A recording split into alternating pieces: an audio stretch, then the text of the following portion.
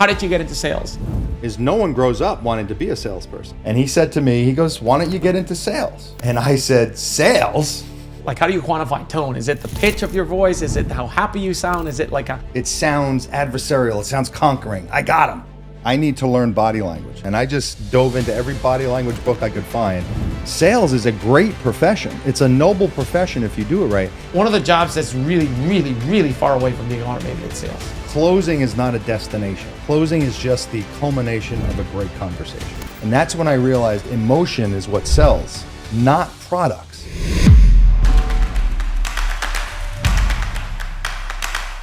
Welcome everybody to another episode of the RILLA Labs. I am the founder and CEO of RILLA, your host, Sebastian Jimenez, and today I have the pleasure of being with Allan Langer. He is the founder and CEO of the 7 Secrets Sales Academy, which is the premier sales training academy for home remodeling and home improvement contractors. Allan has a background of 27 years in in-home selling. He started at Home Depot. He worked with Esler Home, which is the largest, or one of the largest Renault by Anderson dealerships in the country. And he has a wealth of knowledge of sales experience. And today we're gonna talk about the 7 secrets of selling. We're gonna talk about Allan's background in the home improvement industry. And we are going to talk about the differences and similarities between sales and sports, because Allan also comes from a sports background. This is a really cool podcast. I had a lot of fun with it, so please take a listen. Allan, welcome to the show. Sebastian, pleasure to be here. Excited. Yeah, man. First of all, for those of you who don't know you, I mean, we had you at the RILLA yacht party. Yes, we'll never forget the yacht party. Yes, and it was a great time. But for those of you who don't know you, tell them a little bit about yourself. Like what's your story? What brings you here? How did you get into sales? Why are we here sitting on Why the are we Labs? here? That is quite a journey, a circuitous journey. Well, as I was telling you guys pre-recording, I came from the world of college athletics. Mm-hmm. I was the sports information director at Montclair State University, and then I ended up as the associate athletic director at Columbia. And I was in charge of everything media relations and everything alumni fundraising. And it was a lot of work. It was 90-hour weeks. It was fun, traveled with the teams, did all this stuff, but exhausting. And after 15 years, I got burnt out. And one day, I'm having dinner with one of my best friends, and I was telling him I just can't do this anymore, but I don't know what to do. This is all I've done for 15 years out of college. And this particular gentleman sold advertising at the time. Mm-hmm. And he said to me, he goes, why don't you get into sales? Mm. And I said, sales? Who the hell wants to be a salesman? Yeah. And it's like that immediate perception people have of selling. And he's like, dude, you sell now. I go, what do you mean I sell? I don't sell anything. He goes, you ask alum for money every day. You try to sell season tickets. You're trying to get stories in newspapers. You're running the press box. You are in sales. You just don't know it. Mm. And it was really a light bulb moment for me. And I quit my job. And a month later, I was hired by this small little sunroom dealership in New Jersey, and I started selling sunrooms, and that was the beginning of my career, and here I am. How long did you spend with that company selling sunrooms? About a year and a half, 2 years. I was actually, he only had 3 reps, but I immediately became his #1 sales rep, and I remember going out to Buffalo, New York, and doing the sales training for a week and all of that, and then from there, I went into Home Depot and sold windows and siding and roofing and all that stuff for Home Depot, and then I wound up with Renault by Anderson. And what time was this? What year? So I was with Renewal for my last 11 years, and I got out of that in 2019. My book came out, so 2019 is when I. So you started at Renewal in 2008. 2008 during the crisis. Exactly right. How was that? It was. Were they hiring a lot of salespeople back then? Well, it was. So it wasn't Esler at the time. It was owned by a different gentleman, and he had it for 2 years, and it was a struggle. And Matt Esler came in 2011, 3 years later. Literally, this is a quick, funny story. We had our sales meeting on a Tuesday morning, and I had 2 interviews that afternoon for different jobs because I just wasn't making enough money. We just weren't getting any leads. And all of a sudden, we're at the sales meeting, and Matt walks in, and no one who is this guy?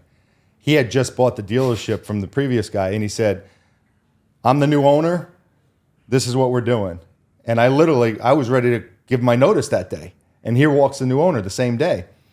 And he calls me in the office and he says, you're the top sales rep. I said, I got to be honest with you, I'm leaving. He goes, give me 2 months. You give me 2 months and you can see what I'm going to do here. and I'd want you to stay. If you don't, I'll give you a great recommendation. Give me 2 months. And I gave him 2 months, and it turned into 11 years. He turned it around, and what was it that he did? That like literally, he just got it. He understood marketing. He understood how to get the proper leads. He understood that you need to spend money to make money where the other owner didn't. He understood that you needed quality sales reps, not just people with a pulse. He kind of knew how to run an organization. Where did he learn that from? I mean, he's an entrepreneur at heart. He owned hotels before that, and he had other businesses. But his brother also owned the Boston dealership. So his brother had a few years under his belt, so he kind of learned a little bit from his brother as well. And I just want to pause here, because you kind of like glossed over this. You worked at Home Depot. Yeah. And then you went to Esler Home, which is one of the top. And it wasn't when I left. Yeah, like, well, literally, it's like they almost make like $1 billion in sales a year now. Almost $1 billion, yeah. And it's like one dealership. And for those of you who don't know, it's like we're talking about Renewal by Andersen, the Andersen Windows. It's like this is one of the top like window companies in the country and the world. Yeah. So how do you go? Were you like 30 years old at the time? Yeah, no, I was probably hitting almost 40 at the time. How did you go from working from a small sunroom, company with 3 reps? Okay, it's 3 reps, right? It was 3 reps, yeah. How do you go from working there at Home Depot? Just made some connections and interviewed well, and they hired me. What was it, do you think, that, because you said, like, I was a top salesperson. I always like asking this of people, because for top performers, it's usually really hard to know at the time why they are the top performers. They're like, oh, man, you're just born with it. You know what I mean? You just got the gift of the gab. And then so they don't know how to explain. So what was it? So what was that made you I'm going to I'll give you a couple of epiphany moments for me. Yeah. The one was, and I'll get this in a roundabout way, but when the sunroom company sent me for training, okay, up to Buffalo, New York for 7 days of sunroom training, okay? 6.5 days of that was product training. And that's one of the biggest problems in home improvement is they think sales training is product training. It's not. Sales training is not product training. You need to know about the product, but then you need to know how to sell the product. Yes. So we spent all of this time on the product. I can still tell you how long the screws are, the stainless steel rollers on the doors, the thickness of the glass, the R value of the roof to this day, because it was ingrained in me. And the last 2 hours of the last day, they basically said, this is how you sell it. And all they did was like, this is how you take the pieces out in this order. That was their sales training. Yeah. And I found out later, the national average of their sales rep closing was 21%. 21%. So I'm all gung-ho. You're the new sales rep. I get back from my training, and you hit the ground running. And guess what? After a month, I'm closing 21%. Huh. 2 out of 10 people were saying yes. And that's pretty much, if you have a pulse, you should get 2 out of 10 people to say yes. And one day I realized this is not working, because they would make you walk in with all the big bags, like literally walk in the house with all these things. And to start talking and start talking and about the product and everything. And that only works with engineers and architects. Everybody else could care less about the product for the most part. Yeah. So one day I said, I'm leaving all my bags in my car. And I wish I could tell you what made me think this, but I just knew something was wrong. Yeah. And I walked in, it was an older couple. I just had my clipboard. And they had this big, beautiful deck in the backyard. And I said, how can I help you? And they said, we love our deck, but we can only use it for a couple months a year because it gets too cold in the winter, it gets too hot in the summer. But we love sitting out there. We want to put a sunroom on it.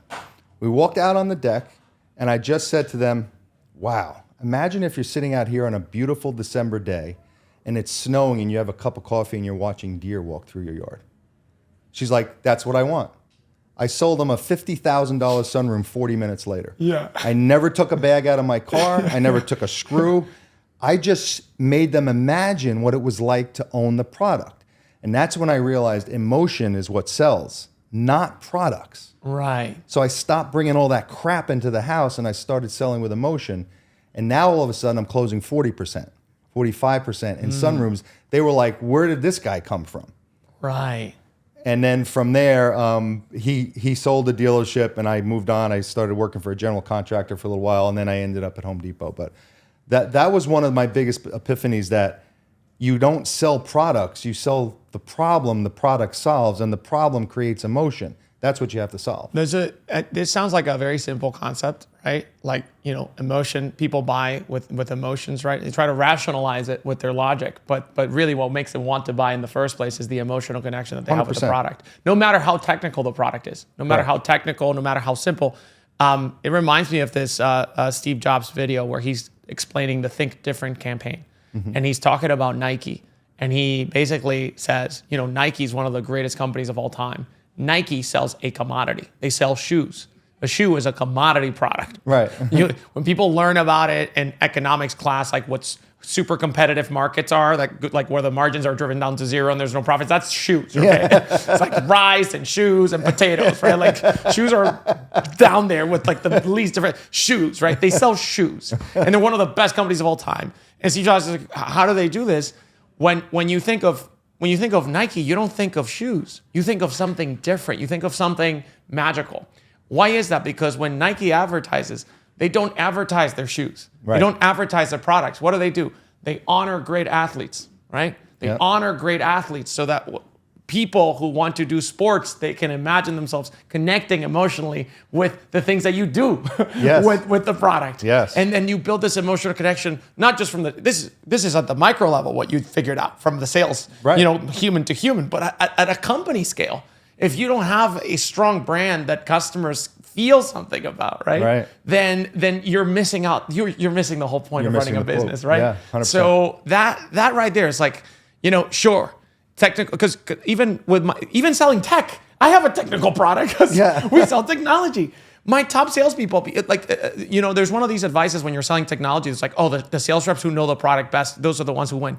That's not true. Not true at all. It's the reps who understand the customer the best. It's the reps that understand the pain points. It's the reps that are able to navigate what it is that the buyers actually want. The people who actually spent a lot of time working on the selling skills, right? Not on the engineering skill. Yeah, exactly. Because you're an engineer. Go be an engineer, right? I think one of the worst things, the worst sentences of all time is like, would you like to schedule a demo? Like that word demo, I want to see the product, but the demo needs to find out what your problem is. Why are you on the demo? Yes. Don't just show me how it works.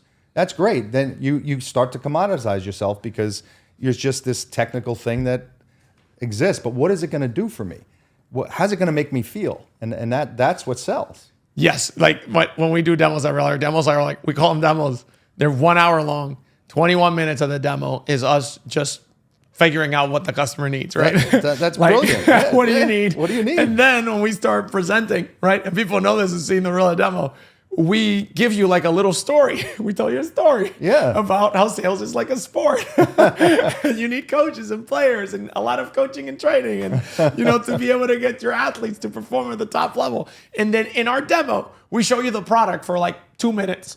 We show you the product for 2 minutes. That's why you're successful. And then what we do is we say, hey, what are your problems? And let's tell you a story that's going to help you fix the problem. Yeah. You know what I mean? But that's so critical, right? It's like, it's not about the technical requirements. I've been to shops so many times. You see this with a lot of manufacturers. I remember being at a chimney shop. And I'm not going to say who it is, but it was like a big chimney manufacturer. They were coming out with their new Fern, and it was like this Fern 1000, and it was like so cool. And then I sat there for like an hour and a half. This lady's pitching this Fern 1000 thing, and she's just going feature after feature after feature. It's just like a slide deck of all these different things. God. And then the people taking notes on like the training that you talked about, like of how, and then one of the things that she says, and this is how, because again, this doesn't affect your sales or your marketing, it affects the entire company. This lady, I kid you not, she stops in one slide and she says, and the thing I love the most about this Fern is that it can grow up to like 100 feet tall. And she says this, I've never seen 100-foot tall chimney, but if you guys do, take pictures with your drones because I'd love to see it. And in my head, I'm like, why are you pitching that as the best feature that you like about this product? Because then these guys are going to go out there and tell customers like, oh, they could grow like 100 feet tall. Right. You're putting Bluetooth on a toothbrush. Yeah. Nobody cares. Nobody cares. There's no pain point that you're solving. You know what I mean? Somebody somewhere in the product management team at this chimney company said, oh my God, what if we made it grow 100 feet tall? Completely disconnected from so that's when you start thinking about all the technical details. A lot of that's not going to resonate, man. So, and that's what you're hitting the nail right on the head, because that's what's not trained. And I was saying this before to your colleague Will. I think one of the biggest problems in sales, not only in in-home sales, but in sales in general, is just terrible management, terrible training. Yeah. They spend so much time on the product and they don't know how to teach the reps how to sell on emotion, how to sell. Like when I was in windows and people said, what do you sell? I never said I sold a window. I said, I sell the problem to your drafty living room. Yeah. And they're like, what do you mean? Oh, well, I sell a window. Now you got them interested. But, it's like, we can go on for 3 hours. It just drives me crazy. So you worked at Home Depot, and then you worked at Essler. 2008, recession's happening, and I believe at the time there was the legendary Dave Yoho who was coaching Essler Home, because he's coached a lot of the Renault by Anderson. So yes, you coincided with that. Yeah. So Yoho was brought on. So Essler got the company in 2011. Yoho may have been working for Matt's brother, John, at the time. I'm not sure, but Yoho was there. Yoho spent a lot of time with the canvassing team, the teams that went out and knocked on doors, and they kind of turned that around. It was actually Essler who created that entire canvassing program that Renewal uses on a national level now. And they're still using it today. They're still using it today. Like they when I was there, I think 30% of their revenue came from canvassing. Interesting. Which is remarkable. That's crazy. Like literally knocking on doors. And what years were that? That was 2011 through 2020. Holy crap. Yeah. Self-generated leads. Look at that. Not competing with anybody for the work. Yeah, there's no competition. And there's a certain way to do that. You got to have thick skin. You got to find the right people to do it. But they were knocking on doors long before a lot of other people were knocking on doors. Yeah, so. I think Power is one of the other companies who did like great with their canvassing program. Yeah, and then like Verizon picked up on it. Verizon goes out a lot now, and Cox Cable and all those places. Oh. But Yoho was there, and Yoho had, he was like one of the earlier founders in sales training for in-home people, and he's a legend in the field. So yeah. Did you get to interact with him at all? I met Dave many times, and his son, I think his son's name is Brian. Or Brad Yoho, Brad Yoho. He's got two sons, Brad's the one who works with him a lot. Yeah, so I've met Brad a couple times over Zoom. So yeah, had the pleasure of meeting him. Yes. That's so cool. What was the biggest? Because I imagine, we had Jim Johnson on the podcast. I don't know if you know Jim. He's the CEO of Contractor Coach Pro, another coaching organization mostly for roofers.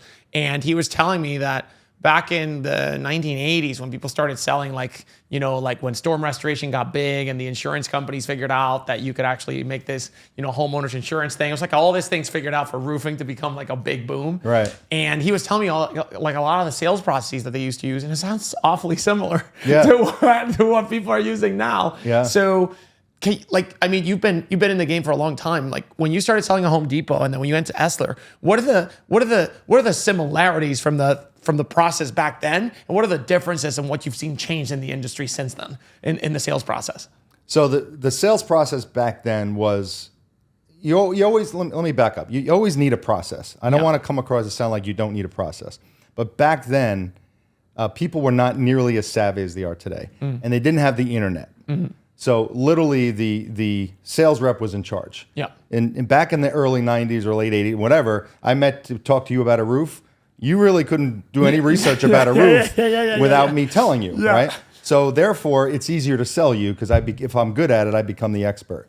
Now you've got everything you can find out, every Google review. So now if I walk in there thinking you didn't research me, I'm just an idiot. Like I am now no longer selling the process of how to put the roof on your house. I'm selling your emotion on why you need the roof, why it's bothering you, and my likability, my rapport. Right. That's what you have to sell today. Right. That's the biggest change. The customer savviness, the younger homeowners now, the 30 to 40 to 50-year-old homeowners, they literally do not want a sales script. They don't want a sales presentation. Right. They want you to get to the point, and they want you to make them feel comfortable as quickly as possible. Right. If you don't do that, you're not going to be successful. Right. If you keep doing, I got to follow my script every single time, you're going to be an average salesperson. You're going to sell 25 to 30%. So how do you build a process in this scriptless kind of society? So you come up with your process, you come up with your script,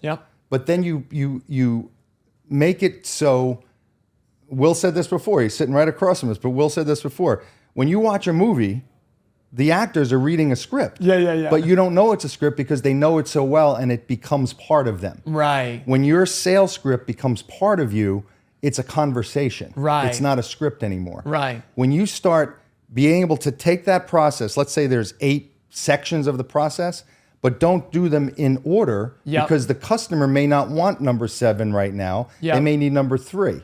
So if you have the ability and the agility to move around based on the conversation, then it's not scripted. Even though the things you're talking about are part of a script, they're just not in an exact script. It's like a chef who's not just like following a recipe like a recipe monkey, but the chef understands the ingredients and how they blend together really, really well, and the fundamentals of the food that combines to make a really good dish. And if people who watch the cooking shows, it's like Iron Chef, it's like or Top Chef. You got to make a dessert out of these can of sardines, right? and then they're just like, and you got to use chocolate, you got to use this can of sardines, and they're just like, okay, let's do they it. start mixing things up because intuitively they understand all the different components. Came after a lot of training and after a lot of expertise. It requires mastery, really, of the craft. But once you get to that level, you can start switching the order, kind of navigating, bobbing and weaving with the customer, depending on their day, depending on their mood, depending on who they are. You got it. And I think that's where a lot of the sales leadership fails these days because they're so hung up on, you got to follow the script. There was a guy at Home Depot, I'll never forget this. We used to have this monthly regional meeting. It was up in near Worcester, Massachusetts. And about 200 sales reps from all the different stores would come in there. And the one guy, Paul, was the sales manager for the whole region. And he brought in a corporate guy from Atlanta. Corporate guy comes in, and he spent a half hour yelling at us because we weren't doing very well as a group, I guess.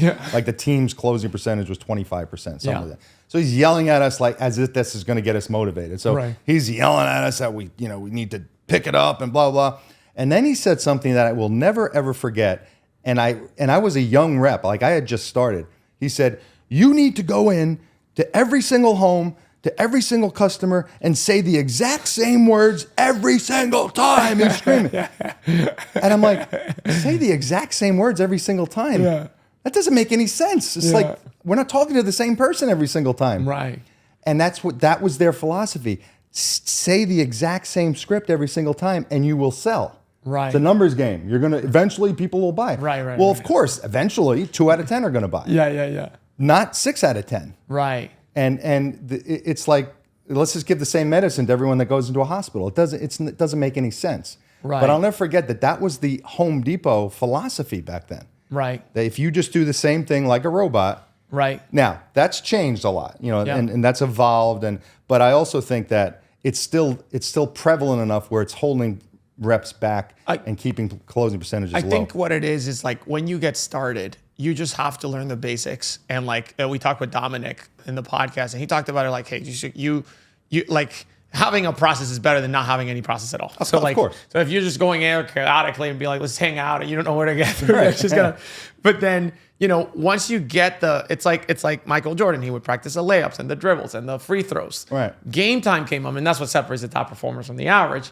Game time, and he was able to do the magic because all the drills were so ingrained into him that he didn't have to think about it. Exactly. So the script is so second nature to you that you just know it's so. So it's almost like what you're saying is the bar's just higher now. It's like, hey, before you could just get away with just following the script and that's it. Yes. That's a necessary component, but it's not sufficient to becoming one of the very top of the top performers. 100%. Become one of the very top of the top performers is not just like saying the words every single time. Right. It's actually understanding the meaning behind them, understanding where is the buyer in their journey, trying to map your process to that buyer's journey and actually creating that product market fit. And what words to say when. Yes. And then on top of it, which is another thing that still boggles my mind today, but back then it was even worse, is body language.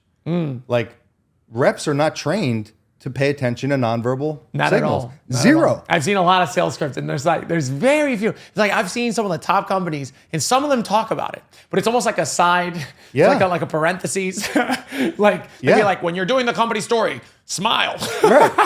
And they normally talk about your own body language. Yeah. They're not talking about the homeowner's body language. And if you don't pay it, that's another, I was talking about epiphany moments. The one was about emotion. The next one for me was when I realized I need to learn body language. And I just figured this out on my own. And I just dove into every body language book I could find. And I started paying attention to body language. Well, how did you realize that it was important?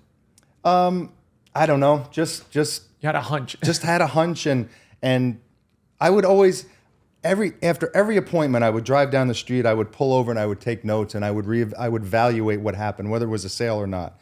And I started to realize, this guy didn't buy, but he did this. Maybe I should have done something about that. Or he pursed his lips, or he rubbed the back of his neck when I gave him the price or something. And I started realizing these things, and I didn't know what they were yet. Right. But it just was a sense. Right. Then when I started reading body language books, like Joe Navarro was the first book I ever read, a former FBI agent. It was like, oh my God, that's exactly what happened. And then I'm like, when they did something or I heard a certain tone, I'd address it. And it would completely change the appointment. And that appointment that was probably not going to be a sale became a sale. How do you train body language? You practice it. So like, give me an example. So I do 2-hour body language workshops. I go into companies and I do a 2-hour, and we have a lot of fun.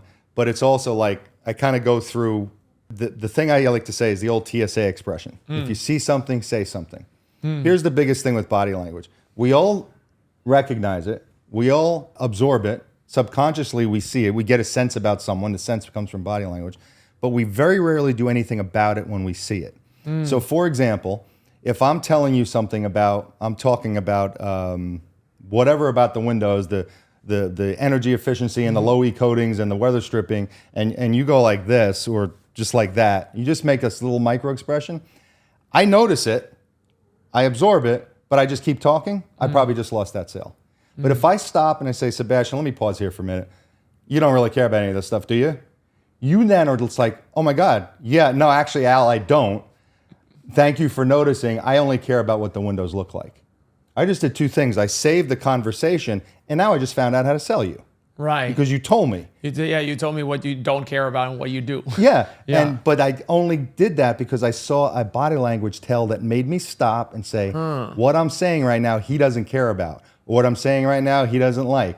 Or if you're telling me something and you scratch your ear or touch your nose based on the context, you could be fibbing to me. What's fibbing? Lying. Okay. Lying, yeah. I was like, big SAT word for me. You gotta learn that. You could be lying. Did you know, here's a fun fact. Everybody knows Pinocchio, right? Yes. Okay. Do you know why Pinocchio was made? Pinocchio was made in 1939. What happens with Pinocchio? He gets like his nose grows big when he lies. When he lies. When he lies, okay?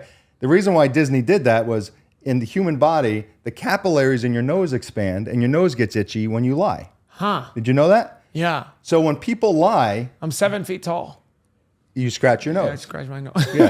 That's like a lie. But if you say something that's a lie that you really don't want anyone to know, like it's a real lie, chances are you might scratch your nose or you might pull on your ear because you don't want to hear what you just said to yourself. Huh. So if you say to me, if I give you the price and you say, yeah, that's pretty good, and just scratch your nose, I'm realizing you have anxiety about the price, but you're lying and telling me it's okay. So my mouth is getting itchy all of a sudden because now I'm thinking of where am I going to scratch? Like, what does this mean when my mouth gets itchy? So I'm just saying these you're little talking shit.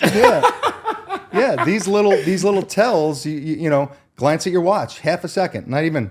I just lost you. If I keep talking, sale's over. Huh. So you learned that from reading about body language books from like FBI negotiators, all and these practicing and watching. Like I would go. I like to sit in a restaurant or a bar and watch the people. I like to sit in airports are the best, malls, and you watch people say, are they having an argument? What are they talking about? Who likes who? Like what's happening right now? And the more you pay attention and you watch and you try to guess and you understand the context, the better you get at it. And then it becomes almost second nature, like your script. So when I'm speaking to someone and I see somebody do something, I'll just very easily switch on the fly or start to mirror them a certain way where the rapport is being built and they actually are comfortable with me without them even knowing it. So in your training for body language, you're not even teaching the sales reps you don't even start with teaching them like, hey, here's how you position yourself and stuff like that. It's like, hey, here are the cues that you need to be looking at. I only talk about their own body language at the end. Because here's the thing. Bottom line, you can't control your own body language. Right. You can't. We've all done this where your face is making a face and you're like, oh crap, I better change my face because you realize you're Right. like frowning or something, Right. it's too late. The horse is already at the barn. Your face already came out. Yeah. So you can tell yourself to make certain body language. You can tell yourself to sit up straight and lean in. Those are good. But your true body language is going to come out without you knowing it. So it's better for you to understand what's happening in front of you. Because you can see that also. Because you can see that and do something about it. Right. Because so many sales reps, the majority of them, are going through their script. They go, all right, I better talk about the weather stripping. I better talk about how the window tilts in. I better talk about the different colors it comes in. And they're not paying attention. The woman's like this, the wife's like this, the husband's looking around the kitchen, and you're just blathering on. You're not selling that job. That is so interesting because literally, we've seen so many sales scripts. There is not even a single section devoted. Like we work with thousands of contractors, not a single section that we've seen devoted to body language. That's what I'm talking about. Yeah. I probably should do more with it than I do than just workshop because you're right. It's. What are some other signs that you see? So use like this is scratching the nose, the ear. So like those are signs that people are lying. If they get distracted, what are some other like kind of like red flags or things that you should be looking out on if you're a sales rep? Here's the one thing I always tell people. You'll always be greeted, unless it's a sociopath, but for the most part, 9.5 out of 10 people will greet you with what they call a polite smile. They're like, "Hey, Sebastian, nice to meet you." Nice to meet you. And they'll look in you in the eye, but they'll have a what they call a yearbook. I call it a yearbook smile. Like, "Hey, say cheese," and you go, your eyes don't get crinkled and your mouth goes back instead of up. That's a polite smile. What you want is a real smile. A real smile is when your eyes squint and and the sides of your mouth go to your ears. So one of the greatest signs to know that you're doing well in an appointment is when the fake smile turns into a real smile. In the middle of the appointment. I would always watch for that because you're going to get the polite smile. "Hey, how you doing? Nice to meet you." All fake, all polite.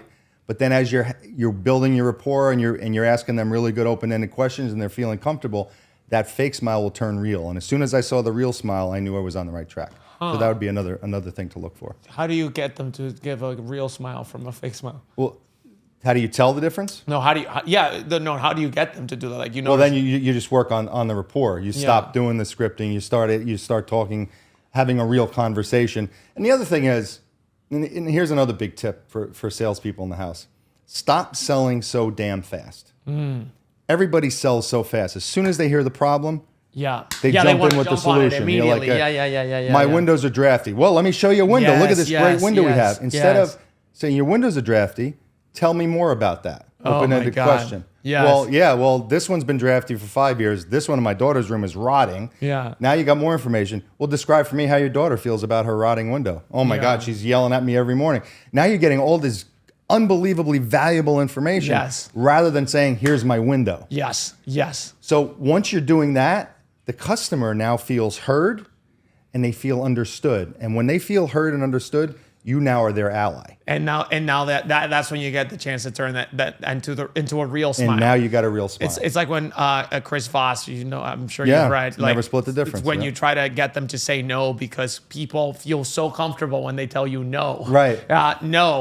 No, that is not correct. This is correct. Yes. Instead of getting them to tell you a fake yes, which is like the fake smile, you know what I mean? 100%, yeah. So once you get them to say, like, explain to you and stuff like that, and then they get comfortable. That's so interesting. One of the things that I tell my salespeople is I talk about this concept of the 4 questions, right? When you think you have identified a problem with a customer, you need to ask them the same question 4 times before you move on and try to present to them a solution. So for instance, Sebastian, your prices, holy crap, RILLA is expensive, man. It's just way too high.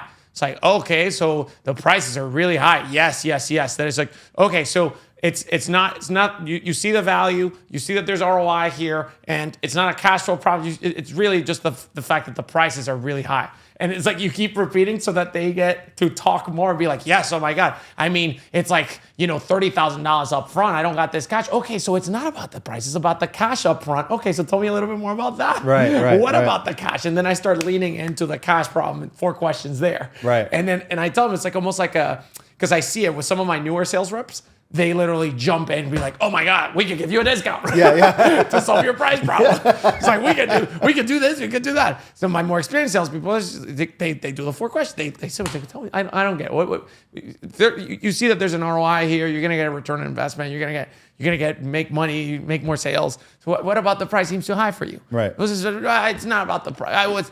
I pay this for this other software. It's like, got it. So you're comparing us to this other software. Tell me more about that other software. Right. You know what I mean? And then you start really navigating what's the core of the problem. We call it the 4 questions. Really lean in before you even. And what kind of questions are they? They're open-ended questions. Oh, absolutely. What about that price? Yeah.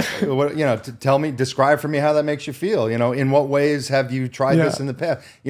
So many sales reps, and it's human nature, by the way, to ask close-ended questions. Yes or no. Yes or no. And so many reps do that. Do you like this? Yes. Do you have any questions is the worst question you could possibly ask. What questions do you have? What questions do you have is the better question. What about that resonated with you? Yeah, exactly. What about that turned you off? Yeah. People will go where you tell them to go. It's like a good call to action. People will follow that. It's just the same in a question. Never ask a closed-ended question. Right. Always ask an open-ended question. Because then the person's just not going to talk. You're not going to get anything out of it. No. Yeah. They'll just stop. They're conversation killers. So we're talking a little bit about this. We talked about body language, which is, so people talk about this all the time. It's like 80% of language is body language, right? It's more than that, actually. Yeah, it's like more. It's not what you say. It's like how you say it, how you say it, and like the tone and the body language. And so. And we don't train on that, which is kind of crazy. It's kind of crazy, isn't it? Yeah. We don't have anybody like actually training on that. That's one of the 7 secrets. That is one of the 7 secrets. We talk about in the book. It's one of my more popular secret, and it's one of the bigger chapters. So what are the other 6 of the 7 secrets? Well, I'm not going to give you all 7. You got to buy the book. But here's the biggest one. Here's the foundation of everything I train. The secret number 1 is called make the shift. Sales reps need to change their mindset from selling to helping. And I know this has become a big, I see this so much more now than I did 5 years ago when I wrote the book. But if you go into an appointment and the only thing you want to do is sell that appointment, you are always going to be a mediocre salesperson because you're selfish. Yep. If you go into that appointment and say, I'm here to help this person, whether I sell them or not, I'm going to leave here and they're going to know I helped them in some way, you'll be an incredibly successful salesperson. Because 1, you'll have more chance of them liking you to buy from you. But even if your product doesn't fit or they don't have the money, whatever it is they don't buy, they will actually refer you to someone who can. Yes. Because they had a great experience with you. Yes. I did a LinkedIn post yesterday, actually. And the title, the hook was, these 2 things to make you sell more. Or become whatever my title was. 2 things to make you a better salesperson. Number 1, do the right thing for the customer. And number 2, leave them with a great experience. If you do those 2 things, if you don't sit there and you try to upsell them on something they don't need, try to rip them off with a fake drop, do all these underhanded tactics that are trained. If you just are a genuine human being who's empathetic, and you leave them with a great experience, sky's the limit. It really is. I've seen that. I've done a lot of physical ride-alongs myself. I know it's very funny. One of the things our product's called the end of ride-alongs. And one of the things I spend most of my time on is doing physical ride-along. So, and I see this. It also, what you're saying there, it doesn't come only from the salesperson. It comes from the entire company, the entire culture of the company. And some of the best companies, some of the top companies that are some of the top sales teams in the world, the companies know really, really well what they're really good at and what problems they're really good at solving. I remember being one of the top window companies in Madison, Wisconsin, and they, ride along.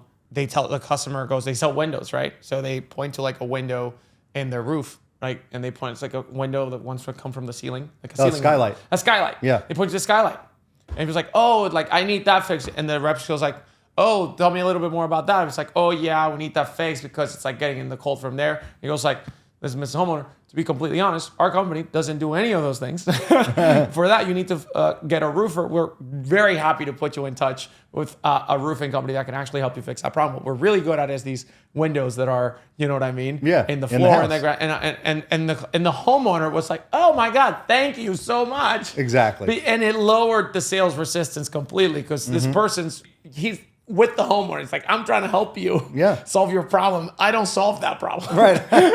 So even, you know what I mean? When you get, it's like, just sell it. Yeah. Sell the thing. But that comes from the company. The company culture that understands what they're really good at and what they're going to do. And we talk about Jim Johnson here.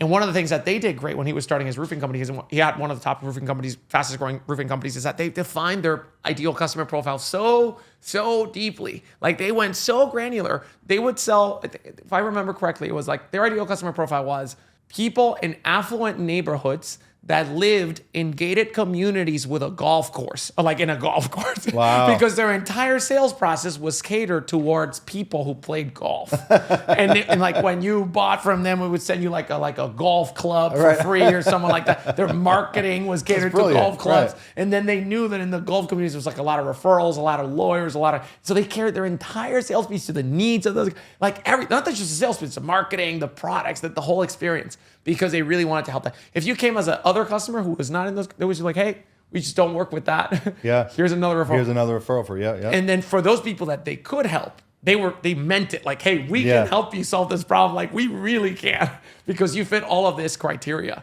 for. Well, speaking of coming from the top, the other thing, the other secret I speak about is the term closing percentage. I hate the term closing percentage. Okay. Hate it, because closing, it sounds adversarial. It sounds conquering. I got him. I got the customer. I closed them. Yeah. Like, as a human being, do you want to be closed? No, you don't, right? Yeah. So I tell people in my book, and I've trained owners of companies, stop calling it closing percentage. Call it helping percentage. And I remember very vividly the owner of this solar company. I did training for him once. This was about 3 years ago. And he heard this concept and he fell in love with it, because he used to get a text from his reps and they would say, hey, I closed Mr. and Mrs. Johnson today for $35K. I got Mr. Jones today for, I got him. I convinced him. I talked him into all of these coercive words. And he said from that day on, he forbade no more word, no closing was not allowed in his company anymore. Right. And he in the sales room, he used to have the closing board, the top 12 reps. Right. He called it the helping percentage. So then the text turned into, I helped Mr. and Mrs. Johnson today with a beautiful $40,000 system. That's so cool. The whole attitude of the company, the whole tenor of it completely changed. Yeah. And they went from this company that was like, we're like hunting prey to like, we're out here to help people. Wow. Completely changed the entire attitude of the company. Could probably, like, the minute they walk into the home, the homeowner feels that. Yeah. And it's one word. Yeah. It's literally, but it's an entire attitude shift.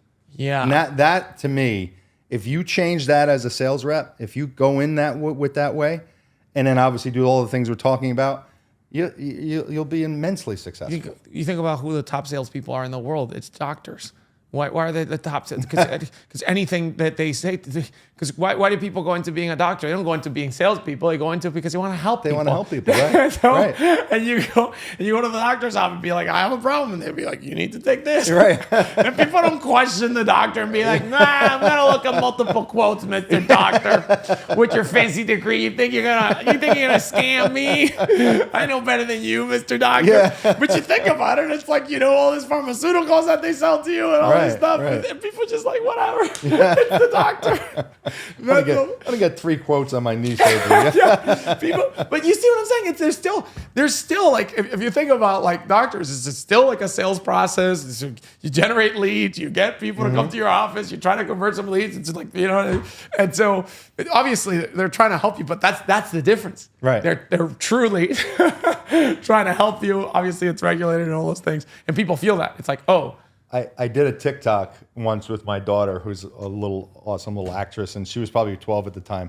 And the TikTok was called "If Doctors Were Salespeople." Yeah. And I played the doctor, and she's sitting on a stool, and I walk up, and all I talk about is myself and my awards and my and how long I've been a doctor. And she's trying to tell me like her arm hurts, and I just keep talking over her, and then I just walk out. And it's like, it's really funny. It's just walk out and be like, well, good luck with that problem. I felt great about myself in this interaction. Look at all the awards I won, right? And my dad was a doctor. It's like all the stuff that nobody cares about. You go to the doctor's office, it's like, okay, tell me a little about you. Do you smoke? Okay. Yeah. What did you drink? It was like, tell me all the lifestyle questions that you just get in it. And it's like the easiest discovery because people are just so at ease. It's like, it's really about lowering that sales resistance. It is. People really have their defenses up again with good reason too. Of course. Defenses up again. Sales is their worst enemy. The sales, the whole book is like, I spend the beginning of the book talking about nobody wants to meet with a salesperson. Yeah. Even if they need new windows, they need a new roof, they don't want to meet with the salesperson or the contractor. It's like a necessary evil. Yeah. It's like, oh my God, we need a new roof. We got to call the guy in. Yeah. Damn, they get their guard up. Or we got to go to the car dealership. We got to get our boxing gloves on. Yeah. The perception of sales is so bad. I call it the anti-salesperson. When you become the anti-salesperson, become the salesperson that they're not expecting, you're already way past everybody else. That's why companies use all these funky terms to like hide the fact that they're salespeople. Yeah, exactly. Design consultants. Right, exactly. Right. Comfort consultant. Yeah. Comfort advisor. Yeah, exactly right. All of these things. Yeah. Like what was it? Home professional. Yeah. I'm gonna call home professional to my. That's funny. So we talked about body language. We talked about culture to top down. What's one of the other secrets? To me, after body language, one of the biggest things that really should be worked on, and I think is really the next critical point, is how to present your price. So many sales reps get this wrong. Okay. They not only get the presentation of the price wrong, but they get the preparation of the price wrong. Okay. I do a whole course on this where there's two parts of pricing. It's preparation. Yep. I don't like to use the word conditioning because it's like closing. Right. So, I don't want to condition the customer. I just want to prepare the customer for the price. Right. Psychologically, I want to prepare them. Then once they're prepared, how am I going to present it? If I don't prepare them properly, then presenting it's not going to really matter because they have no idea what the price is going to be anyway. Right. So they need to have an understanding of what this price is going to be. Maybe they help you build it, whatever. There's a lot of different ways to do that. But how are we going to prepare them for that price? And then how am I going to present it to them? How are they going to see the price where it becomes just the extension of the conversation to say yes? Because one of the biggest mistakes companies make is they show one price. Here's the price for the roof. Right. And then they just sit there and they stare at you. And whoever talks first loses. Or yeah, what's that stupid line? Whoever talks first loses. Yeah. Well, do you think people are comfortable sitting there while the sales rep is staring at them when they don't have time to talk to each other? And it's one price? That's why they get, okay, great. We need to think about it. We got to get other quotes. They're just relieving their anxiety. Right. They haven't even thought about it yet. They have so much anxiety because you're sitting there waiting for a response that their knee-jerk reaction is, we got to think about it. Right. It's the same concept where you walk into a department store, you walk into a Home Depot. I don't know where the screwdrivers are, but if the guy comes up and asks me, do you need any help? What do I say? No. I go, I'm no. all set. I'm good. It's just a knee-jerk. I'm just lowering my sales anxiety, right? Yeah. It's the same thing in the house. So if first of all, if they're prepared properly, and then you give them choices, there's so many different ways to do this. I'm really narrowing it down, but let's say they have three choices. Now the psychological mindset goes from yes or no to how am I going to work with them? What am I going to choose? Right. And that's such a less anxiety driving choice than yes or no, $35,000 for a roof. You want it or no? Right. Or well, I can do 18, I can do 23, or I can do 35. Get good, better, best. Yeah. And then walk out and let them talk about it. Oh, what a concept. It blows me away that that's not trained.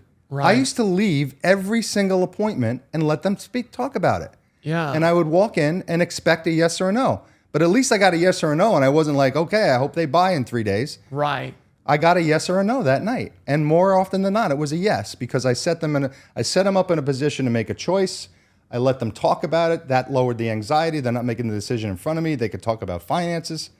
And then I came back in and they would say, yeah, let's go with option 2.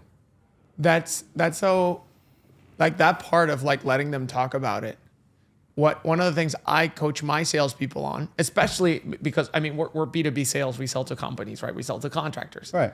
We know for a fact that anybody who comes in to see a demo from RILLA, it can't make a decision on their own. They can't. Right. They have to talk about it with somebody else in their company. They have to talk about it with their owner. If it's the owner, they need to talk about it with the CFO. They need to talk. Right. We know, and I tell this to all my salespeople, the sale is not happening when you're in the room. The sale is happening when you're not in the room. That's Correct. when the sale is happening. Because it's not the sale that's happening, it's when they're deciding to buy. Right. Whenever they're going to decide to buy or not, you're not going to be in the room. Right. So the best thing that you can do is this person that shows up on the demo, they want to have this solution. So you have to do a great job at mapping this product to their problem and the journey that they have in their head. So you have to do that for this person that's in with you. And then what you have to do is arm them with all the tools that they possibly need to be able to have that conversation internally with their own people to be able to make that decision, right? And what your job is to arm with all the possible relevant, not all of it, but all the relevant information that they need based on the problem that they described to you if you did great discovery. And so I think that in in-home sales, because you're selling to consumers and it's not as necessary to understand this concept that there's other, like the sales happen, like you're not gonna sell them, they're gonna buy or not. You know what I mean? Yeah. And so in order to buy, they have to talk with all the decision makers, right? So allowing that to happen is actually getting you closer to that decision without them feeling, you know what I mean? Well, I just never understood.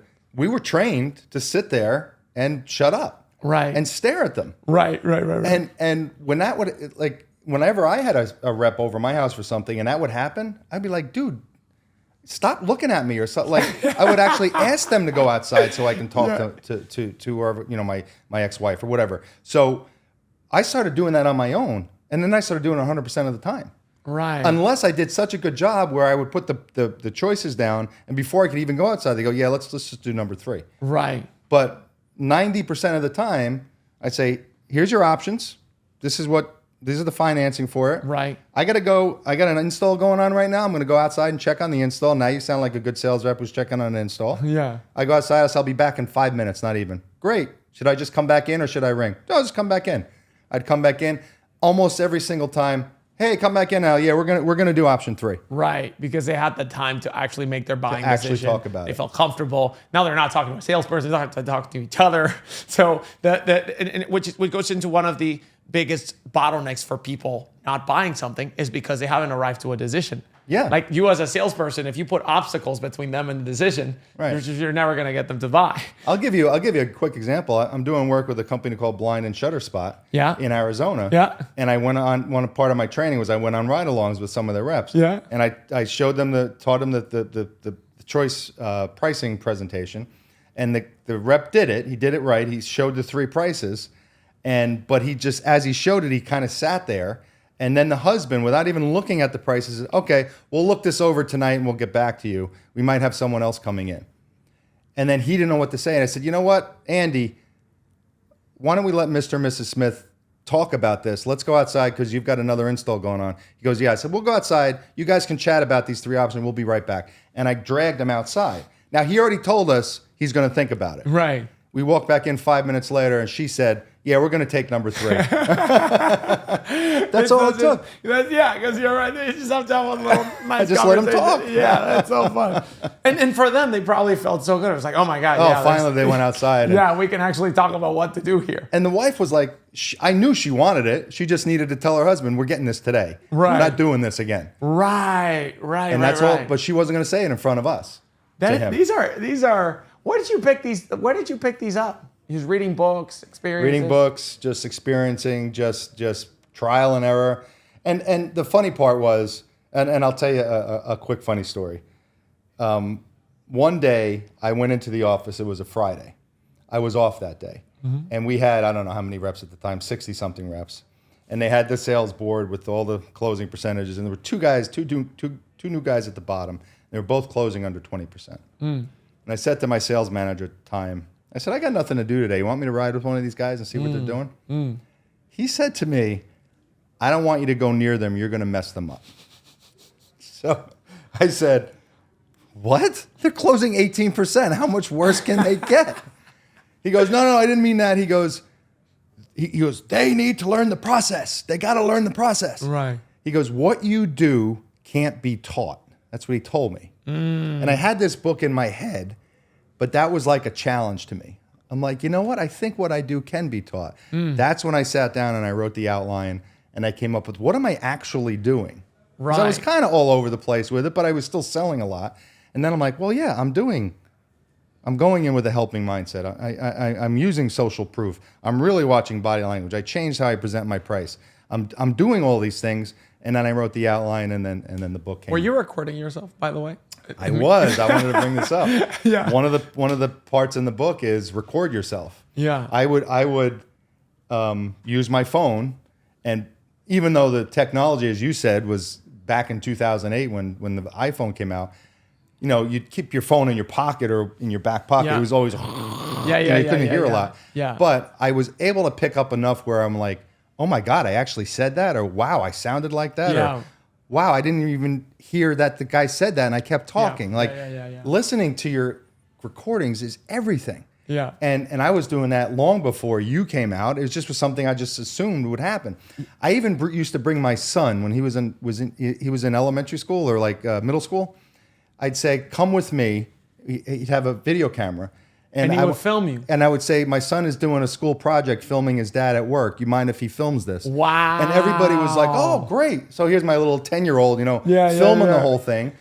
And talk about valuable information. Now I got to hear it and watch their body language. Yeah. And it was game-changing for me. I used to do that. One of the precursors of RILLA, my first idea for it, I used to do stand-up comedy, right? Yeah, and it was like second nature for stand-up comedians. If you're any serious about the craft, you're always recording every single one of your sets, every single one. Every single one, right? Put the thing there, start it, you go do your set, and then you review the tape afterwards because what you want to do. It's like, oh, that joke didn't land so well. Why was it? Was it the punchline? Was it the tone? Was it the way I held the microphone? Was it the way I didn't react it fast enough to the crowd's like reaction? Like, what was it that failed? And then you try it again and again and again. Because what it allows you to do is you step outside of yourself and you get to work on yourself, on your delivery. And because you're looking at it, like our field of vision, we can't look at ourselves, right? Like we can't. And in the moment, we're not thinking, we're doing it, so we're not thinking about it. It's like athletes.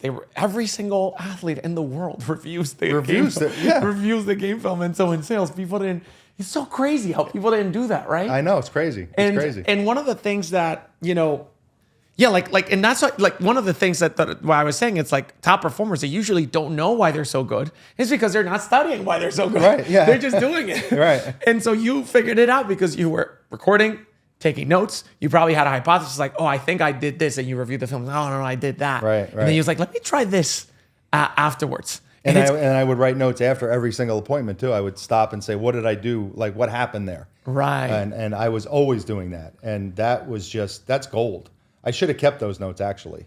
I always think back, I always just throw them out, but I would keep a week's or a month's worth of notes and see what my tendencies were and things like that. One of the biggest things we saw with RILLA is because now with AI, you can actually capture not just the recording, you could see the data, you could see like so many things that the human eye wouldn't see. And one of the first things that people get surprised by with RILLA is their talk ratio, because RILLA measures how much you talk versus a homeowner. Wow. And most people think that they're having a 50-50 conversation.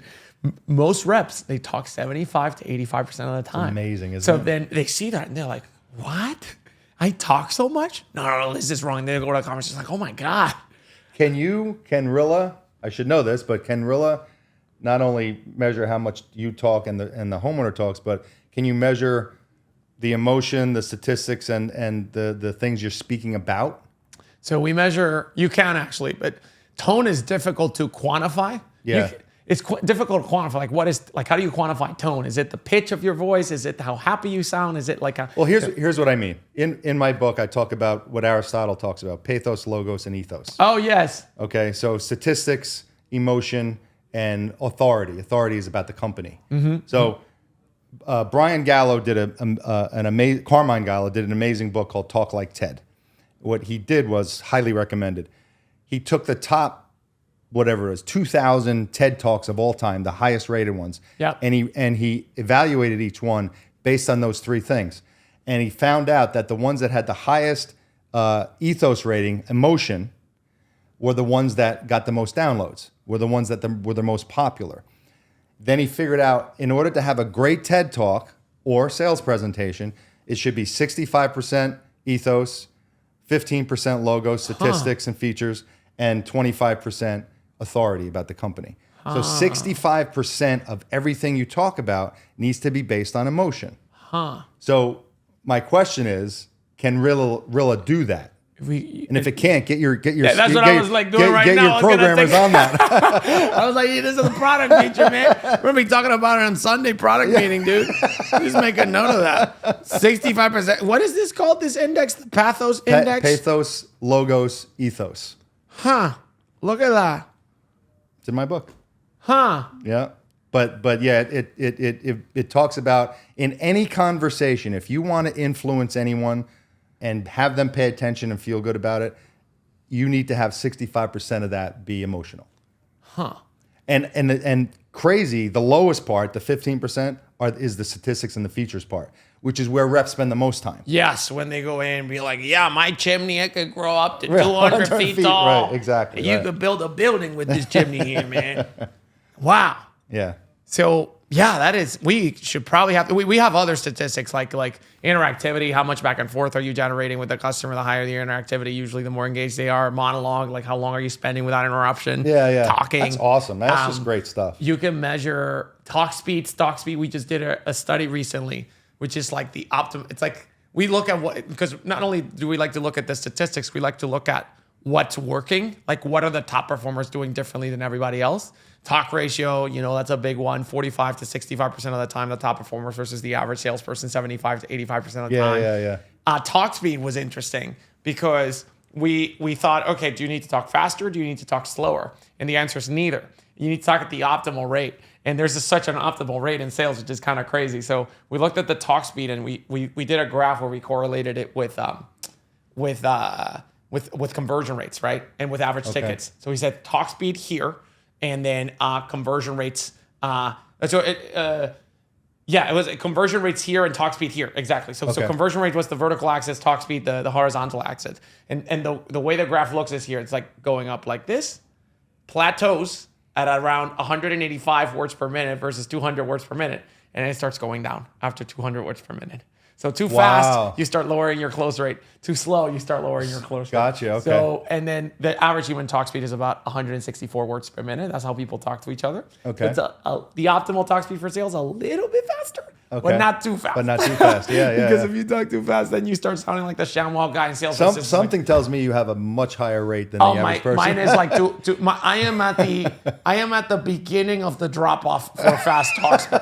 My talk speed is 210, 214. Really? And that's when it's already a little bit beyond it's already a little bit lower than the optimal, which is 185 to 200. Yeah. And then right after 220 is when it starts dropping massively. Right. So I'm like right before, I'm at the edge of civilization. Yeah.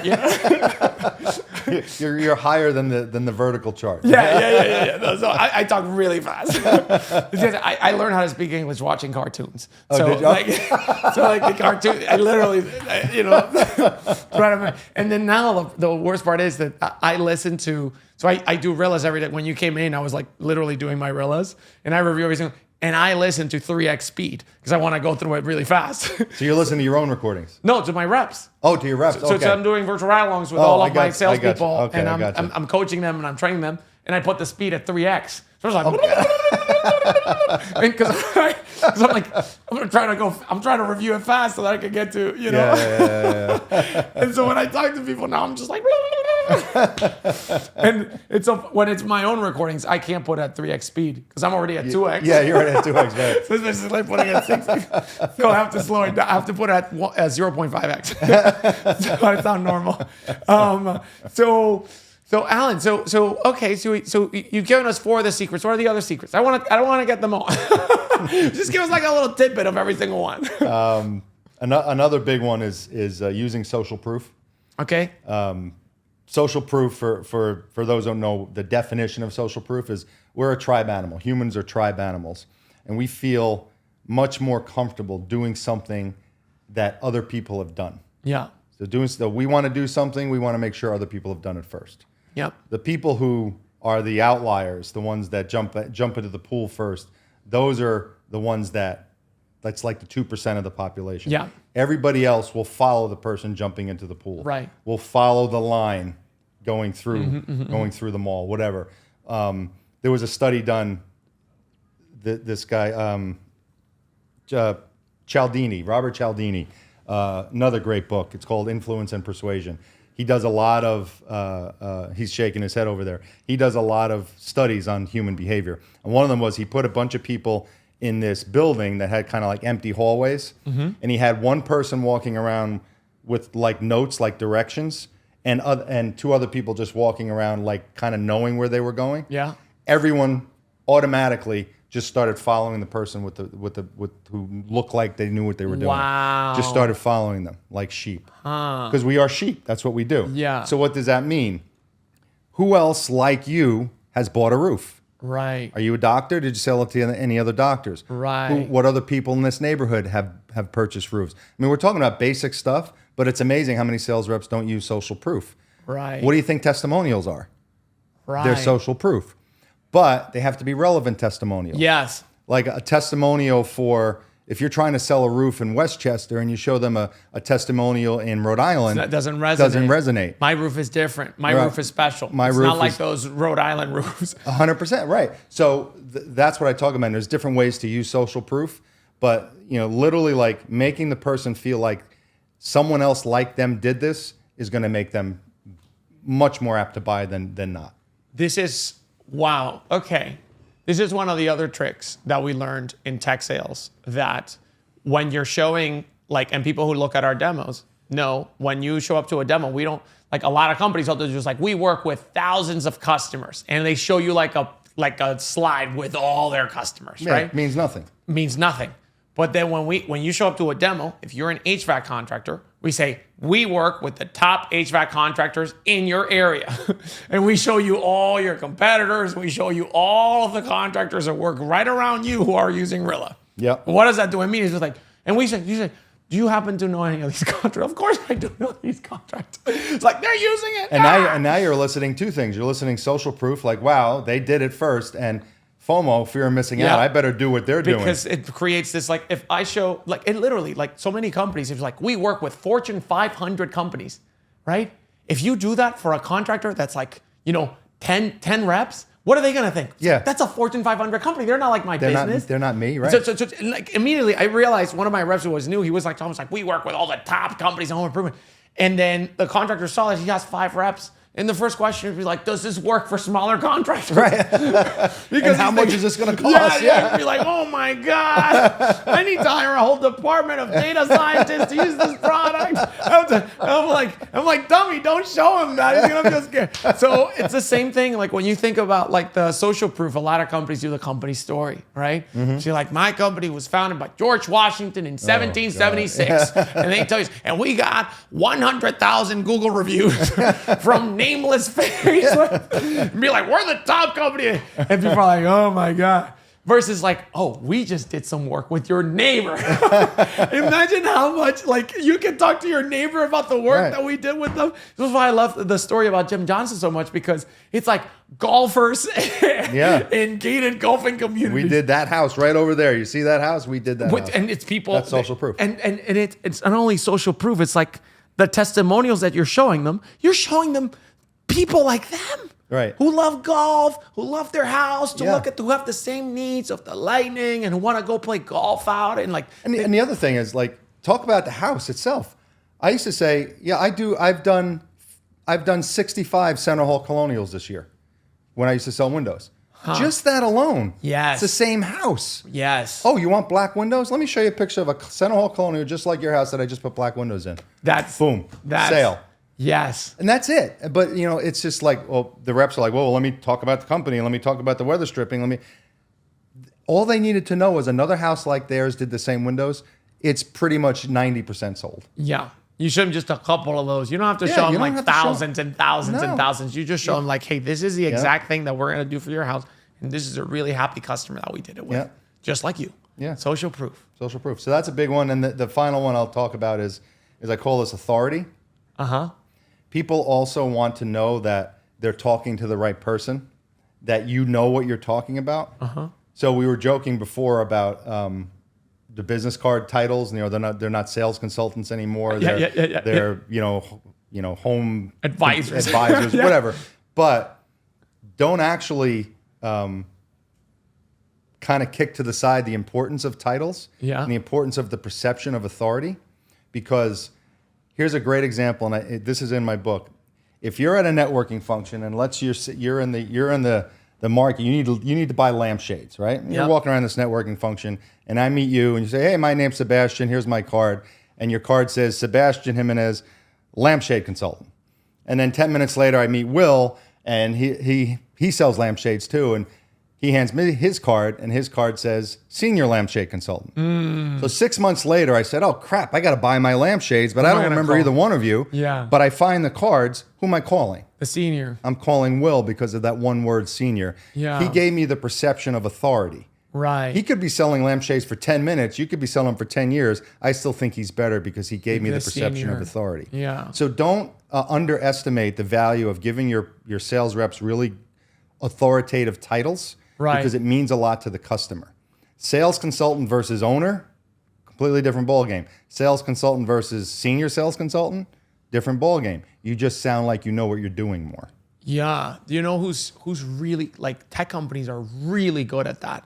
Like, there was this whole concept of the product manager, right? Like Google, there's like so many product managers at Google. And it's essentially what a lot of product managers do is that they basically get coffee for the engineers and make sure that the engineers can do what they need to do, right? There's like, obviously the top product managers, they, no disrespect, but a lot of product managers are just basically like the assistants of the engineers trying to make sure that they're happy, and because they can't code, right? But you're not calling them engineering assistant. Right, you're not. And then investors did this really well. So founders like me get harassed by investors all the time because investors want to get a meeting, they want to deploy the capital, they want to do all these things. And so what they did, there was like a firm, Andreessen Horowitz, everybody's a partner. There's hundreds of partners at Andreessen Horowitz. I've seen all of them. Hi, Andreessen Horowitz. Yeah. They have like hundreds of partners at Andreessen Horowitz, other firms, and they got me with that trick. I was like, I took a meeting with a partner at Andreessen Horowitz, and I was like in the call, and I was like, "Hey, you sound a lot like me, and I'm 26 years old. Are you 26 years old? How are you a partner at Andreessen Horowitz? I think we went to college together. How you doing, Steve? Did you do your math homework?" Right. And so they just changed the title because when you're talking to an analyst, you know that it's like a college student that just came out. But if you talk to a partner, you're talking to a partner. Right. And I'm not suggesting you lie or like flat out trick people, but if you can position yourself where they have the perception of authority, the people will listen to them more. They're gonna come across as just more believable. All of these things in play. I'll give you an example of another study. I told you I'm a study geek. They did a study where they took the same guy, same Sebastian, and he did 3 different speeches at a university. Same exact speech. The first speech to the first class, he was an adjunct professor. The second one, he was a regular professor. The third one, he was a tenured professor. Same exact speech. Ready for this? Not only when they did the surveys, did the tenured professor rate higher? This is fascinating. They actually asked, how tall do you think the presenter was? He grew 4 inches. They gave them choices. And the tenured professor with the same exact speech was they thought he was 6'1", where they thought the first guy was 5'7". Wow. Same speech. So that's the perception of authority and what it does to your brain. Yeah. You listen more and you think the person really knows what they're talking about. Therefore, you might sell more. So just that word "senior" on your business card would be wonders. Huh. That's like that that video that they did about the famous violinist who was like, you know that video I'm talking about, that he was like, they had a really famous violinist and he was with his, it was like super expensive violin. I don't remember. It was like thousands and thousands of dollars that this violin cost. And he was playing with this violin in the streets of New York, I believe, or in the streets of somewhere in the streets of a big city. But he looked like a homeless person. So he was just there playing the violin and people were just passing by. Some people gave him a couple of nickels. Most people and then he was playing that same night at like the opera, like the local. No kidding. And then people were like the same thing that that people were spending thousands of dollars to go see him at the opera. He was doing for free on the street, and nobody stopped to listen. Everybody just kept walking by. Perception of authority. Perception of authority. Because at the opera, it's like, oh, we're going to the opera. But great example. The opera is validating everything that is violent. It's the same art. Yeah. Yeah, but you don't appreciate it. Yeah, absolutely. Because it doesn't come from authority. It's like, think about let's say you went to Harvard University. And then so many people that went to Harvard is like still have like crappy jobs, don't know anything about anything. Yeah, exactly, right. But they got Harvard. But they got Harvard. They got a Harvard degree, right? Exactly. I use it all the time. Like I joke around when people call us to be like, sometimes when like people are like, oh, where are your engineers based? And I was like, oh, my engineers are right here, man. Pete, one of our engineers, he went to Stanford. Yeah. Pete, he went to Stanford. He went to Stanford. We got a Stanford alum on our staff. It's so funny. But yeah, people and that's the last one that you weren't going to talk about. Or you're going to tell us the other two. Am I down to two? I'd have to see which ones we spoke about. But that was authority. We talked about authority. We talked about social proof. We talked about body language. We talked about pricing, helping, and we talked about pricing. So that's 5. Then the helping percentage was another one. Yes, we talked about that. So that would be 6. So what am I missing? I'm going to look at my own book here. See what am I missing here. It's because you did it out of order. I completely did it out of order. Body language, selling, socially. Oh, storytelling. That's the big one. Storytelling. I forgot about storytelling. Right. A story is worth 1,000 pictures. Yes, a story is worth 1,000 pictures. That's instead of a picture is worth 1,000 words, because it's kind of the same concept. But again, storytelling, it's become a big thing over the last few years. But when you tell stories, people listen. Storytelling goes back to hieroglyphics. Like humans, since the dawn of time, have been telling stories. As soon as someone says once upon a time, everybody listens. Yeah. They just stop and they listen. And when you start telling a story, no matter what it is, you will garner the attention of the person that you're talking to. So how do you do that in sales? Well, you can start telling stories about your products. You can start telling stories about your other customers, however you want to do it. But instead of talking about a feature, and this has 5 different levels of weather stripping, talk about the rainstorm that the weather stripping kept out. Right. That's the story behind it. There's a story, a famous Anderson video of one of their sliding doors, and there was a hurricane outside, and the guy who was in the house videoed from the inside of the basement. The water level was about 3 feet up on the patio door, and it was not coming in. So it was like a fish tank, but it was out. It was like literally the water level from the hurricane. And you can hear the guy in the video saying, "This is my Anderson door. Look at it holding back the water." So isn't that better, that story I just told, than, well, Anderson has 16 different levels of water stripping in their patio door. Yeah. That doesn't resonate, but I just told them it's holding out a hurricane. Holy crap, how do I buy this door? Yeah. So that's what you do with storytelling. And don't tell stories about yourself. Reps make that mistake. I start talking about my Little League career and stuff like that. Stories like that, where it has to do with the emotion of what they might be buying, is what really will help sell. One of the things we like to teach, and I agree. I used to be a stand-up comedian, and my style of comedy was just telling stories, right? Yeah. It wasn't jokes. I was telling stories. Kevin Hart does this beautifully, where he tells stories and people laugh, right? Because it's a funny story, right? But it's not a joke. And you listen. You listen story. to the end, right? And he's like always telling these really, really awesome stories, and he paints pictures with his words, right? And so I've always believed in the power of storytelling. As a company, we like to tell stories, and one of the most powerful stories ever is the story of the hero's journey, right? Mm-hmm. And I think the best businesses, what they do is they create that story of the hero's journey. And the hero is not their product. The hero is their customer. The hero is the customer. Couldn't agree more. So the story that you're telling, if you're an amazing, top-performing salesperson, forget about salesperson. If you're a top-performing storyteller, if you're a top-performing business person, what you're doing in your day-to-day is you're organizing your company in such a way that the story that everybody hears about your business is how your customers are the heroes, right? I had this the other day with one of our reps. We have customer success managers that manage customers after we've sold to them, and their job is to make customers successful, right? Their job is to help our customers make money by improving their sales, by improving their efficiency, by being able to do more ride-alongs and so on and so forth. And I remember being on a call, one of our newer guys, and this customer, right? Large customer, he's showing him an ROI analysis. And these kids are so smart. This guy, Felipe, he went to Columbia University. Like your college, right? It's very smart. And Felipe, very smart, very good with numbers. He used to work at Tesla, so he's very numbers operations focused, which we need those people for, for this type of job. He shows this customer, you know, we've been on RILLA for 3 months. The people on RILLA, they went up by like $130 per lead. Well, the people not on RILLA went down by $20. So the total difference was like $150 per lead that you're making with RILLA. And he's showing all these things.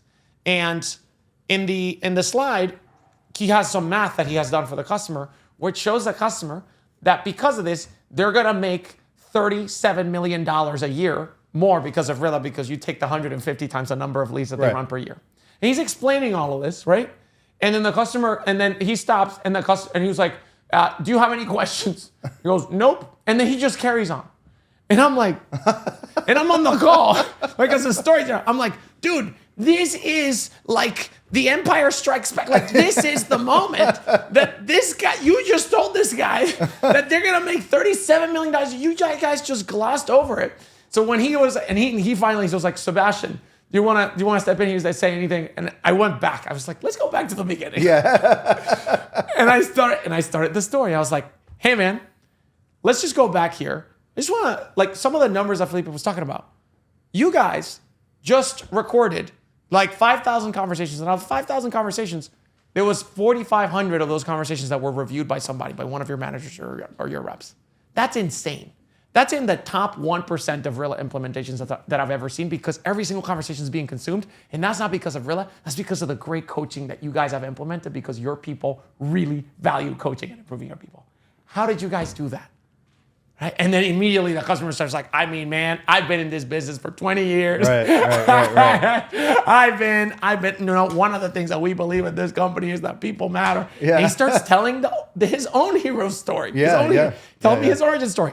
And I was like, and when you coach your people improve, right? And here's, dude, you are going to make your business $37 million with this tool, with all this coaching and it became a story. And then Felipe was like, I don't get it. What did you do? And I was like, I told a story. But his brain doesn't work that way. Yeah. It was like, you said the same thing. I was like, I did not say the same thing you did. You said some bullshit. And I told the story. Yeah. It's just like the Donald Miller, the story brand concept. I don't know if you ever heard of Donald Miller. No. Check him out. He did a whole thing, this was a few years ago, called Story Brand, and how to build a company based on story. And he always said, you're not the hero. So many companies position themselves as the hero. The customer's the hero. You're just the guide. You're the Yoda. You're the one that helps Luke Skywalker. You're the old sage that shows up in the moment of need. Yes. That's what you are. The company, the good companies are the guides.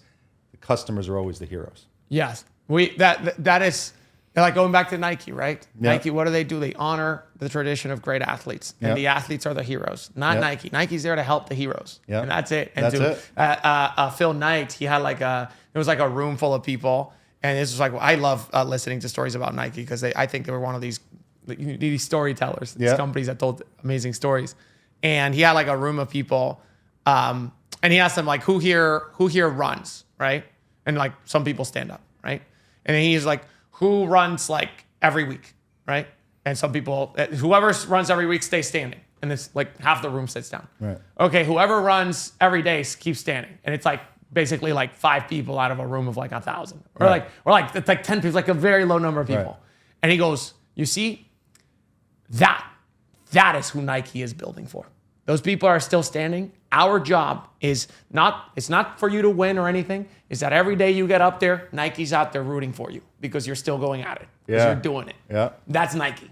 We're rooting for you guys. Right? My God, dude. And the employees and everything. That story, it transcends time and generations, right? Yeah. You know what I mean? It's like, that's the powerful story. Yeah. When you leave that home, like, if you told a good story, man, they're gonna remember that. Yeah. and you're right. All these great brands, they very rarely will show the features. They'll like Apple is another great example. Like their television ads, they've gone to features sometimes, but It's all about the story and the experience. And and here's the iPhone 75 coming out. Get it. Think different campaign. Think different. The greatest campaign ever. One of the best ad campaigns ever. And it's literally a bunch of pictures of like smart people. Yeah. That's like this. It's like Albert Einstein, Martin Luther King, Richard Branson, Belly. I was like, what is going on? Yeah. What is this? Like Apple, think different. Yeah. One of the greatest ads ever. Yeah. And why do you think people pay $3,000 to buy an Apple computer when they could get a cheap kind of like, Google Chromebook? Right. They line up to pay for overpriced computers because they right, yeah, because they believe in Apple. You know what I mean? It's like and the other computers they just set themselves up as commodities. And when you go there, you don't feel anything. You like when you're searching for a laptop, you're looking at all the specs. But when you look at an Apple laptop, the design. Yeah, this is cool, dude. I bought an Apple laptop. I remember the first time I was in college. And I was like, oh my God, dude, this laptop is so cool because it doesn't get any of these viruses like the Microsoft computers get. And I told that to one of my co-founders who hates Apple. He's one of these engineers a lot of engineers hate Apple because of iOS. It's really annoying. So they love Android. And because it allows them to break things. So this guy, he's Polish and he hates Apple. He's like, you idiot. Apple has as many viruses as all other computers, but you don't notice because you are a moron and you are wowed by the design. And I'm like, oh, wow. Well, they told me they don't get viruses. No, it ain't tough to tell me. I just see the beautiful box and the computer with the slick design. Oh, the curves. Right? Yeah. I was like, oh, this could not possibly have a virus like that shitty old Microsoft computer. That's hilarious. That's the power of a story, right? Yeah, exactly. And so, wow, man. So how, if you're a salesperson coming up in the industry today, so you have the 7 secrets, they can read the book. Mm-hmm. It's the 7 secrets to selling more by selling less. Mm-hmm. That's such a good title. Thank you. Where can people buy this book, by the way? On Amazon. On Amazon, yeah. Just look up the 7 secrets. That should come up, or my name, Allan Langer, and it should come up pretty easily. And so they can read this book, obviously. Yep, and it's also on Audible and Kindle. But if you were starting today as a salesperson, right? What advice would you give yourself starting today? Like you are 20 years old and you just got into the home improvement industry and you're selling windows, you're selling baths, and you're trying to figure things out. What would be the main advice that you would give yourself if you were starting today? Let me back you up one door, because I think one of the problems with sales today is no one grows up wanting to be a salesperson. You ask the famous question to the kindergarten, what do you want to be when you grow up? No one says, I want to be a salesman. Right. People always kind of fall into sales. It's almost like, all right, I couldn't get the job with the degree that I got.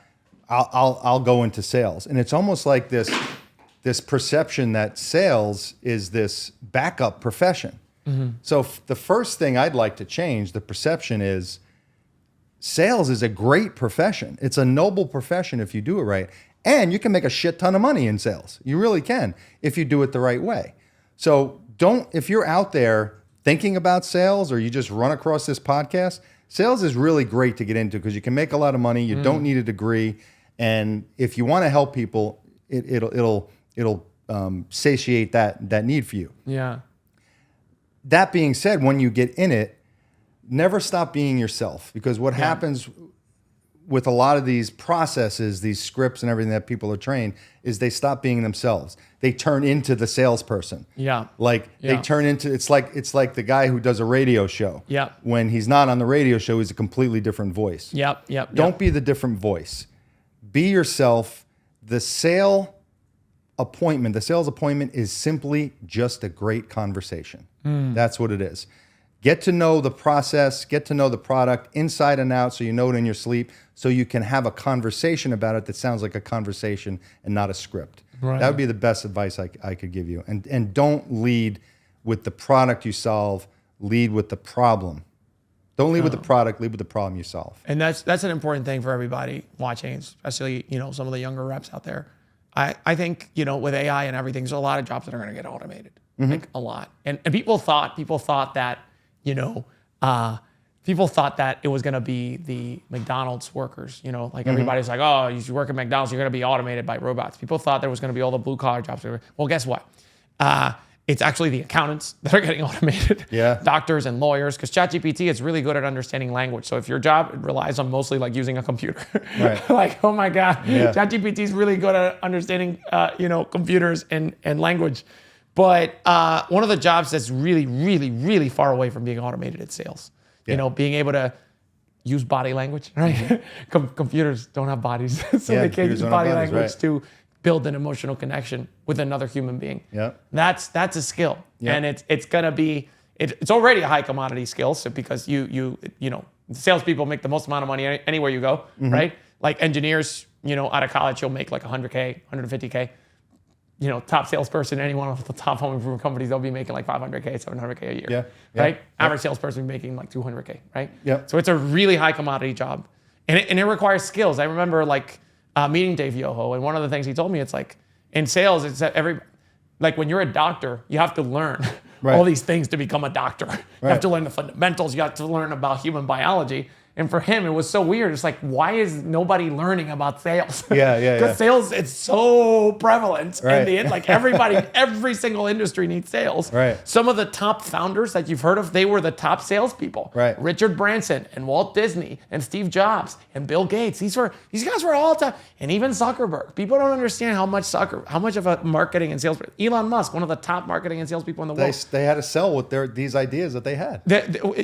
So many people can have the ideas, but it takes the visionary to be able to create the vision and sell that vision to the employees, to the investors, to the customers, right? They have to drive that with the power of storytelling, right? Mm-hmm. There's no difference when we keep talking about Nike. He was a salesperson, right? Right? Yeah. So you have this thing it's a set of skills that you have to really practice and craft. It's not just like you said, it's not just learning the product. That's not sufficient. It's like all these different things about how to talk to people, your body language, all these different things. So practicing that. And really becoming like a master of the craft. It's a craft, and you have to become a master of it. Right. It is a craft, and I say this a lot, and it's because I believe it deep down that people always talk about closing, the word I hate, but they talk about I got to get to the close. I got to. All right, I'm at the close now. How do I close them? Well, I want sales reps to forget about the close, because closing is not a destination. Closing is just the culmination of a great conversation. Yeah. And you don't need a closing percentage, a closing technique, if your main intention is to help the customer. Yes. You just don't. It just will happen. All you have to do at the end is ask. Yeah. That's it. And they'll want to buy it. And they'll want to buy it. So, Allan, I was told that it was your birthday recently. Yesterday, yes. So we brought a little surprise for you. And we have a little cake that we brought. And a little surprise. No. Oh, man, that's awesome. So, he was showing me, like, happy birthday to you. Happy birthday to you. Happy birthday, dear Allan. Happy birthday to you.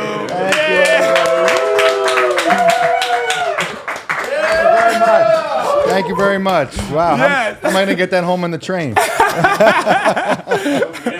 Thank you. Dig in, everybody. Yeah. Wow. Thank you. That was really nice of you guys. Wow. Allan, this is such a fun conversation. We got your cake here. Allan, where can people find out more about you, about the 7 Secrets Academy, about your book? We already told them to buy it on Amazon, but where can people find out? It's pretty simple. Just go to the 7secretssalesacademy.com. The number 7, don't type out the word 7, 7secretssalesacademy.com. You can get the link to the book there. I got my own podcast. And if you need help with sales, man, just give me a call. I'll be able to help you. That's awesome, man. Allan, thank you so much for coming Appreciate today. it. This Sebastian. was awesome, All right, man. thank you, buddy. Thank you. All right.